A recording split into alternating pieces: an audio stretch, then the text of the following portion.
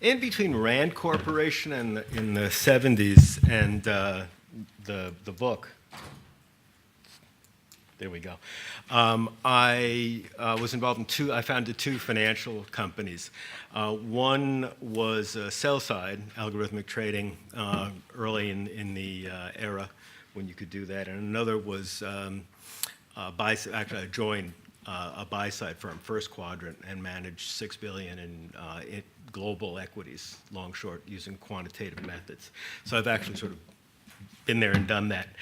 I met Horst years ago. The book came out in 2009, and I gave a book talk at the Supercomputing 10 conference in Seattle.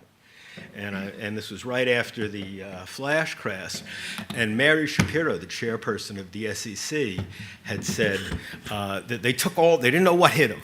You know, the market, dropped, 600 points, 1,000 points in seconds. And they took all the data, all the tick data, and tried to load it into Excel. Billion ticks. This didn't work. She was on TV, and she said, "We're overwhelmed. Are there computers anywhere that can handle this much data?" And the left side of the federal government had no idea that the right side of the federal government had been doing this for many years. So that led to the founding of SIFT under Horst's auspices, and Marcos joined us. I'm going to give you I got to talk fast. We have a lunch table, so if you're interested in anything and you go, "Hey, where did that come from? Come join us." I'll give you a postcard summary of what I'm going to talk about. Who here gets paid on alpha or wants to? Anybody? Really, not fewer hands than I would think. Who wants to? I mean, that's where the, that's where the Forbes 400 people come from. Alpha is outperforming the market, value-added investment management. That's how Jim Simons made his money. That's how David Shaw made his money. That's how lots of other people made a little less. There's a question of, does alpha exist? There was a book, Burt Malkoff's book, A Random Walk Down Wall Street. And the answer, he said no. He's sort of changed his mind on it. The answer is yes, it does. And markets are not 100% efficient. Where does alpha come from? It comes from information, legal and otherwise. And how do you find it? Oftentimes using technology. That's what we're talking about now.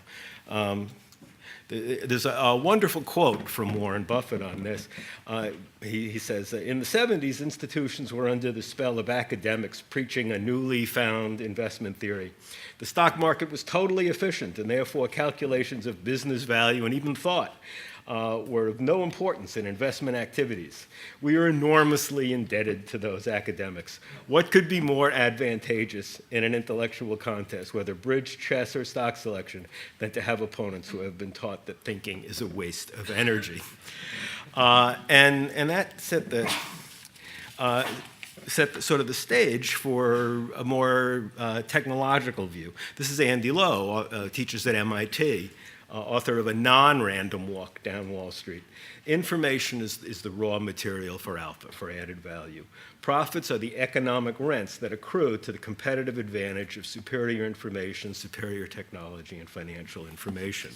And if really sort of both of those books, I think, are kind of required reading. Looking at old-time information, and I'm mostly talking about prices here because we don't have much time, but there's tax, there's a lot of other stuff besides just prices. But back in the old days, you had to show up at the market just to know prices. This is what the New York Stock Exchange looked like in 1792.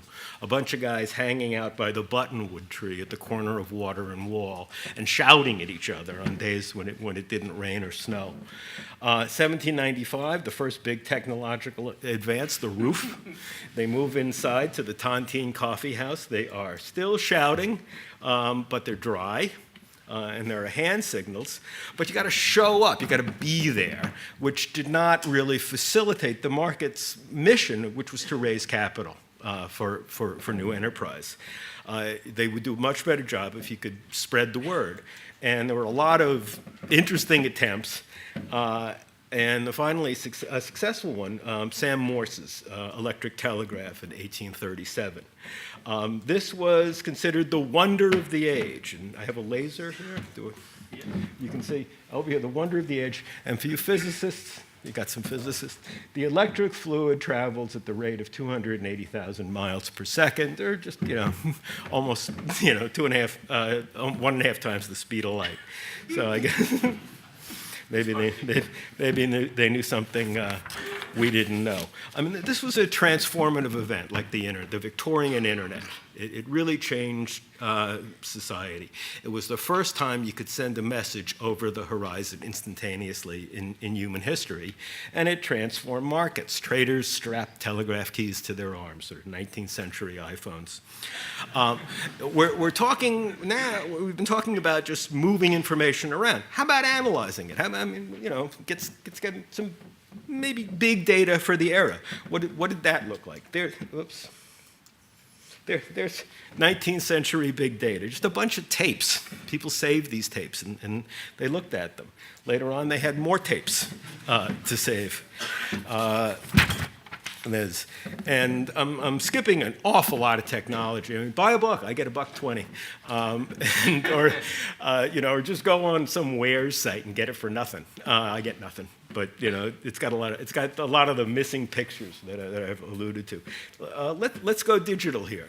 In 1966, this is Keith Funston, the president of the NYSE, with the first exchange computers, which was used for disseminating prices, and shortly thereafter for small electronic trades, which are now all trades are small electronic trades. There's just a lot more of them.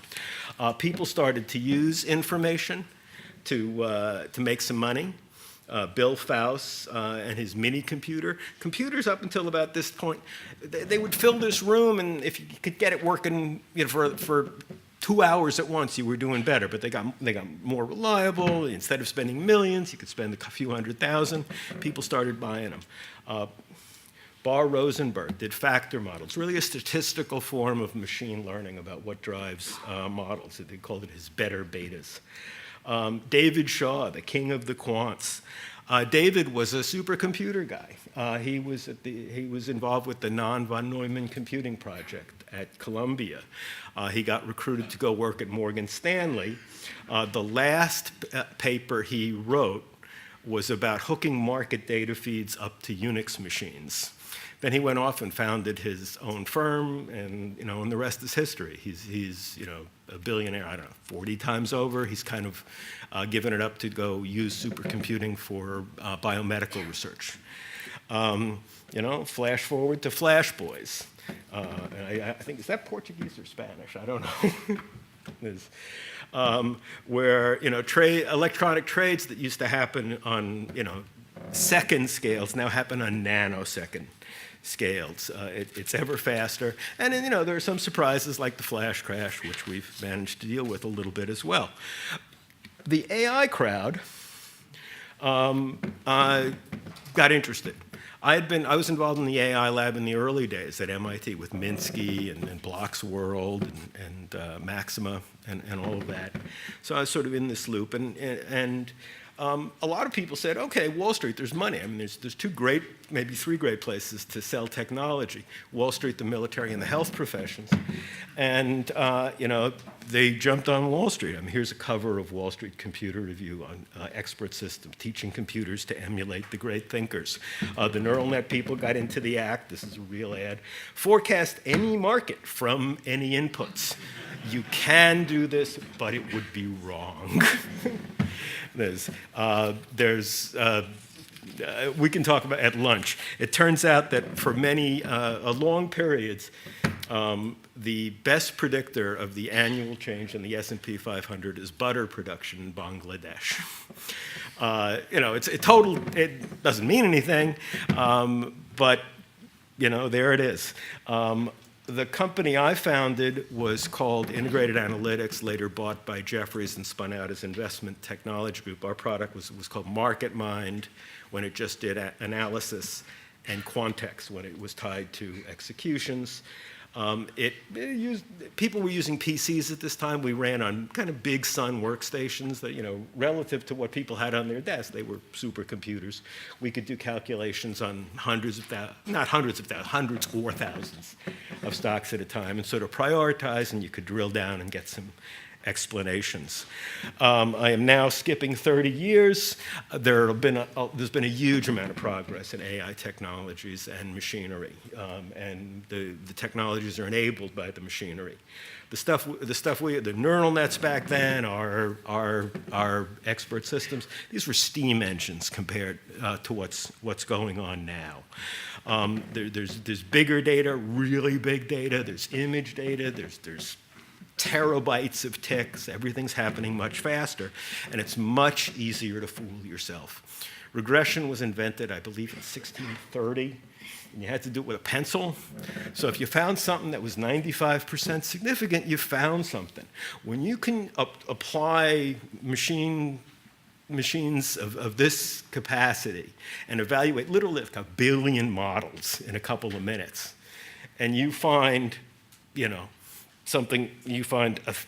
a million models, you're looking for things that are 95% significant, you're going to find 5,000 false positives.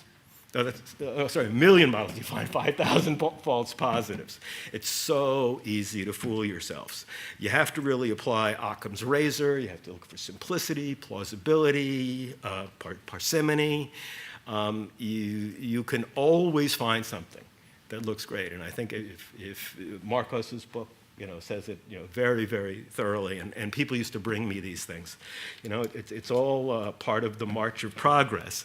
And, and as we've seen, more and more technology is getting into the way we live. And what could possibly go wrong? So, I'm looking forward to your questions and to having you come sit with us at lunch. Thank you.